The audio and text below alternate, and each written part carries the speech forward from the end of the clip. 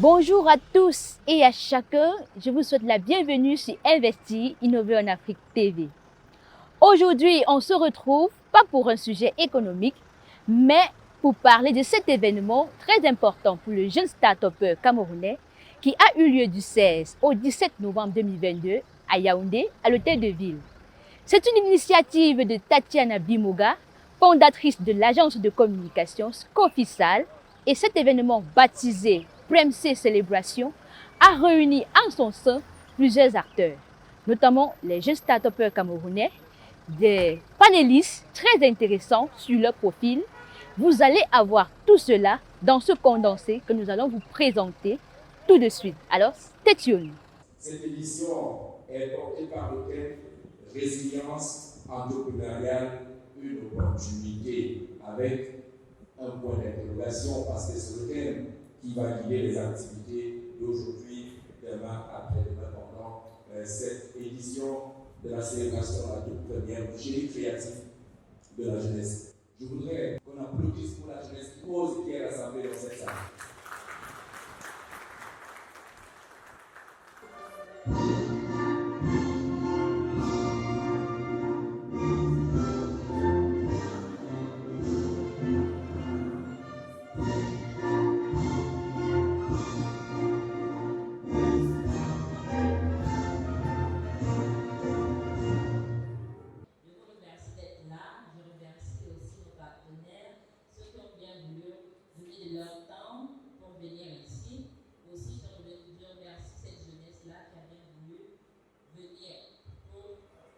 Partager ce moment avec nous et pour prendre avec nous ensemble, on peut réaliser quelque chose de grand.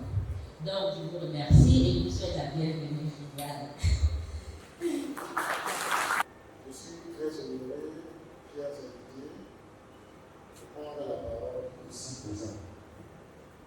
Je voudrais déjà féliciter la jeunesse qui est parmi nous. Remercier toutes ces personnalités qui sont devant nous pour la réussite de cet événement. Ok, la première édition, c'est la consécration de 2 ans de travail, 2 ans d'accompagnement, 2 ans de soutien et 2 ans de, comment on va dire, de solidarité entre nous et les jeunes entrepreneurs et les jeunes porteurs de projets. Donc voilà pourquoi nous sommes aujourd'hui à la première édition, parce qu'on s'est dit, au bout de 2 ans de travail et de ce qu'on a vu en partageant, en créant un panel d'expression pour les jeunes porteurs de projets, qu'il y a de l'avenir dans ça et que des jeunes ont des potentialités, mais en fait, ils n'arrivent pas à s'exprimer ou alors ils se disent qu'ils sont seuls. Alors, on voudrait leur dire que voilà, peut-être nous, on n'a pas bénéficié de l'accompagnement que ces institutions pourraient leur donner, mais aujourd'hui, eux, ils vont en bénéficier. Pourquoi? Parce qu'on va les ramener à eux. Alors, sachant que le domaine de l'entrepreneuriat n'est pas facile, les jeunes entrepreneurs ont des problèmes de financement. Alors, qu'est-ce qu'on peut leur dire? Moi, principalement, je ne crois pas qu'on ait des problèmes de financement à la base. Moi, de ce que je dis, c'est quoi? C'est que j'ai écouté, au bout de 2 ans, beaucoup de projets. Et ce qui revenait à la fin, c'est on n'a pas de financement. Mais est-ce que vous savez que moi, j'ai créé mon agence sans financement, sans prêt et sans 25? Non, c'est vrai. Pourquoi? On a commencé avec la connexion. On avait la connexion, on a créé des pages, on a commencé à les animer. Après, un jour, on a commencé on a fait venir un graphiste. On s'est dit, voilà, pour agrandir l'équipe, il nous faut des rédacteurs, il nous faut ci, il nous faut ça. On s'est associés ensemble, on a fait réunir une bonne ressource humaine et on a commencé à vendre nos services. Notre premier marché nous a permis de faire nos papiers. Notre deuxième marché nous a permis d'avoir un local. Et voilà comment nous sommes partis. Donc, c'est d'abord l'idée. Je pense qu'à la base, si on a une bonne idée, on a également un entrepreneur qui est déterminé et qui est résilient parce qu'au cours de l'exercice, il y a beaucoup de douleurs. Il faut le retenir. Si un entrepreneur se dit que c'est un chemin facile ou bien alors que c'est, je sais pas, une carotte à croquer et tout, c'est pas vrai. Moi-même, ça n'a pas été facile. C'est pas encore facile jusqu'à aujourd'hui. Oui, Scoffi fait dans la communication et le marketing événementiel.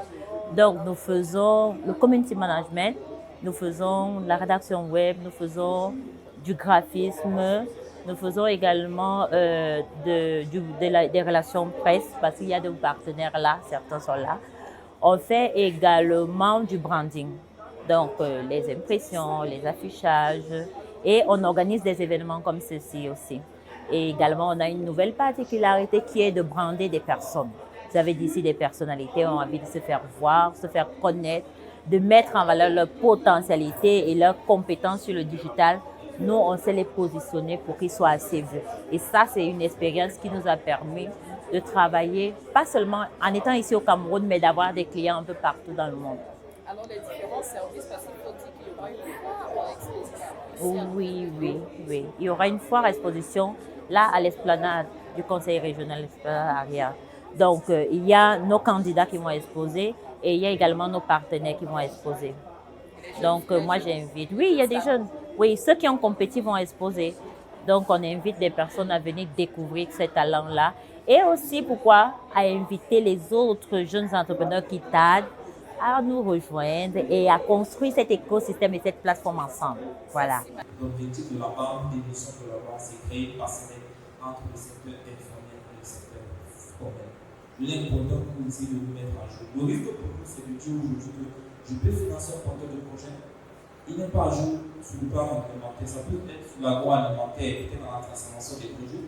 Mais il n'a même pas l'autorisation du ministère de la Santé ou du ministère du Commerce pour mettre ce projet sur la santé. Imaginez-vous que ce projet est mis sur le marché et qu'il y a un impact négatif sur la santé. L'un des premiers responsables sera la banque parce que la banque a financé un projet sur lequel le porteur n'a pas toute l'autorisation. Il faut aussi nous mettre à jour sur le plan réglementaire. Je suis Joseph Alain Batouane, docteur en droit des affaires et des entreprises. Je suis enseignant-chercheur à l'Université de Yaoundé 2 et en même temps formateur et consultant certifié en leadership et développement des affaires. Je suis là en qualité de speaker dans le panel Mindset Leadership et particulièrement aussi parce que je connais le dynamisme de la promotrice, Madame Tatiana, qui défend, comme moi, n'est-ce pas, l'entrepreneuriat jeune et l'accompagnement des jeunes dans leur vision. Alors, selon moi, les jeunes start-upers peuvent d'abord retenir qu'il est possible d'avoir une idée d'entreprise et de la réaliser, en réalité. Et ils peuvent ensuite retenir que lorsqu'on ose, il y a de fortes chances de parvenir, n'est-ce pas, à ses fins. Et en troisième, dernière position, pour la circonstance, je dirais qu'ils peuvent enfin retenir qu'il y a un tissu social, tant sur le plan administratif, je parle de l'administration publique, que sur le plan privé des entreprises, qui est prêt, n'est-ce pas, à les soutenir, à les accompagner dans leurs initiatives entrepreneuriales. Voilà trois choses essentielles qui, selon moi, que doit retenir, n'est-ce pas, tout jeune participant. Est-ce que c'est une bonne chose que les jeunes Camerounais se lancent dans l'entrepreneuriat? Pour moi, c'est une très très bonne chose en réalité, parce que comme je l'ai dit, ça fait plus de 10 ans que je suis enseignant d'université et on voit même au niveau des promotions que nous mettons sur le marché, entre guillemets, une augmentation, n'est-ce pas, du taux de chômage. Beaucoup de jeunes sont formés dans leur esprit, n'est-ce pas, pour travailler pour d'autres. Et plusieurs constatent souvent, après quelques mois sur le terrain, que leur dynamique, leur rêve, leur ambition n'est pas de travailler pour d'autres personnes, mais de s'implanter eux-mêmes. Alors, encourager les jeunes à penser entreprise, à s'auto-employer et pourquoi pas employer d'autres en créant de la richesse, c'est une chose qui est non seulement porteuse, mais qu'il faut encourager sur le plan tant institutionnel. Et là, l'État en tant que structure fait sa part de travail et a plusieurs projets, mais aussi en tant que formateur de la jeunesse, parents ou responsables sociétaux. C'est un honneur pour le ministère des PME de prendre part à ce panel pour discuter d'une thématique importante en rapport avec l'accompagnement des petites et moyennes entreprises. très importants, des acteurs de l'économie et qui développent des actions et qui ont été placés au centre de l'activité économique du Cameroun. Merci. Maintenant, lorsqu'on dit créer, il faut créer de la valeur. Et quand on dit communiquer, il faut communiquer de la valeur. Le problème souvent avec les entrepreneurs, c'est qu'ils ne savent pas quelle est la valeur qu'ils proposent dans le marché. Si vous dites à la plupart des entrepreneurs, quelle est ta valeur ajoutée, quelle est ta valeur, qu'est-ce que tu proposes? En une seule phrase, il est difficile de formuler quelle est sa proposition de valeur. Et donc la première des choses consiste donc à formuler sa proposition de valeur en une seule phrase. Ça permet à soi-même de comprendre déjà qu'est-ce qu'on apporte sur le marché et ça permet de mieux communiquer. En tant que femme entrepreneur, oui, je suis une femme entrepreneur tout simplement parce que j'ai su rêver. J'ai pensé à ce que plusieurs femmes ne pensent pas, la formation. La formation. Plusieurs femmes veulent être des femmes entrepreneurs. Mais qu'est-ce que vous savez faire? Qu'est-ce que vous avez appris? Quelle est votre spécialité? Parce que vous pouvez même apprendre avec quelque chose, mais vous n'êtes pas spécialisé. Quel est votre point fort? Dans quel angle est-ce qu'on vous attaque? Vous n'allez pas tomber en fait, c'est de ça qu'il est question.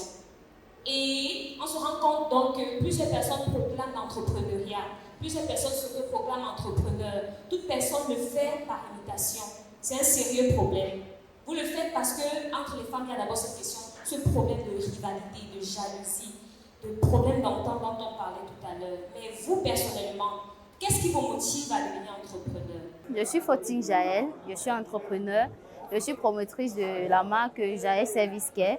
C'est vrai que ce n'est pas encore sur le marché, mais c'est en train d'être travaillé. Dans Jaël Service Care, nous avons la marque Queen Épice qui a déjà comme production Star Secret. Et pour hier et aujourd'hui, ce que je reçois, c'est je suis entrepreneur, donc je dois oser en fait. Je dois être assez audacieuse, je dois passer à l'action et je dois aller vers les gens. Je dois savoir vendre ce que j'ai, qui est-ce que je suis, savoir défendre en fait ce que je suis en train de faire. Et j'ai également, par la grâce de Dieu, eu la connaissance de plusieurs personnes. Déjà, juste en partageant mon produit, plusieurs personnes se sont désignées de pouvoir m'accompagner. Parce que j'ai fait une carte à la hâte, également un packaging à la hâte. Et il m'a été proposé à la suite de ceci de revenir du 6 au 8 décembre pour assister à un séminaire sur les emballages, sur le packaging des produits.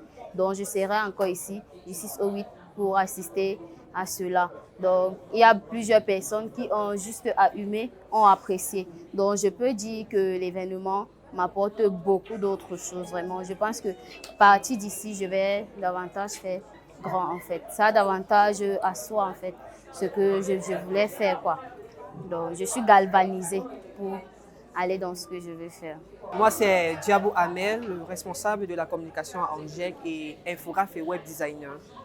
En parlant de la Prime Celebration, je dirais que c'est une totale réussite parce que depuis hier, vraiment, nous sommes enseignés sur plusieurs thématiques qui sont vraiment très pertinentes. Et ce que je vais retenir de la Prime Celebration, c'est qu'il y a énormément d'opportunités pour les entrepreneurs de nos jours. Il y a énormément d'opportunités, mais qui ne sont pas communiquées en effet par les différents ministères et autres. Mais nous avons des opportunités et je crois que nous, en tant qu'entrepreneurs, nous pouvons nous informer concernant cela.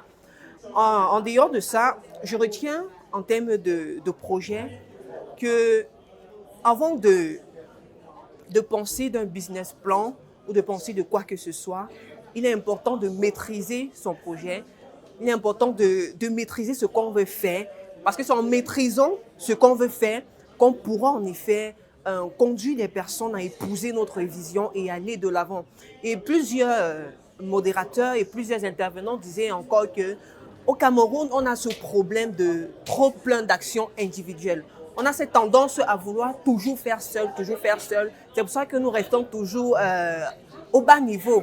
Alors que nous, en tant qu'entrepreneurs, nous, en tant que Camerounais, on a la capacité de se mettre ensemble pour avoir des entreprises géantes.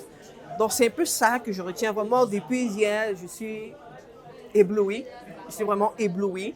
Et je tiens à rappeler qu'on a eu beaucoup de partenariats. Il y a beaucoup de personnes qui nous contactent, surtout au niveau d'Angec, pour nous accompagner vu que ANGEC est cette association nationale des jeunes entrepreneurs qui a pour mission en effet de valoriser l'entrepreneuriat, qui a pour mission en effet de résoudre les problèmes liés à l'entrepreneuriat.